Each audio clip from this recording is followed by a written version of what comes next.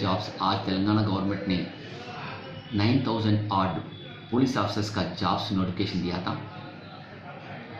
उसका एलिजिबिलिटी क्या है, पुलिस कांस्टेबल अगर एग्ज़ाम लिखने का एलिजिबिलिटी क्या है, अगर सब इंस्पेक्टर एग्ज़ाम लिखने के लिए क्या एलिजिबिलिटी है,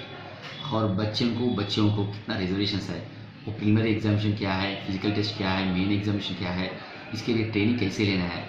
खासकर पुलिस डिपार्टमेंट की तरफ से कोई इंटरेस्टेड स्टूडेंट्स है तो उन लोगों को फ्री में ट्रेनिंग देके,